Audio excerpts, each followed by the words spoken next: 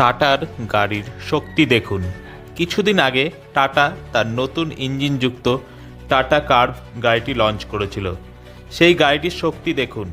Boeing 737 বিমানকে কিভাবে টেনে নিয়ে যাচ্ছে দেখুন ভিডিওতে। এ বিষয়ে আরও জানতে কলকাতা সমাচার চ্যানেলটি লাইক করুন, সাবস্ক্রাইব করুন ও বেল আইকনটি প্রেস করুন। ধন্যবাদ।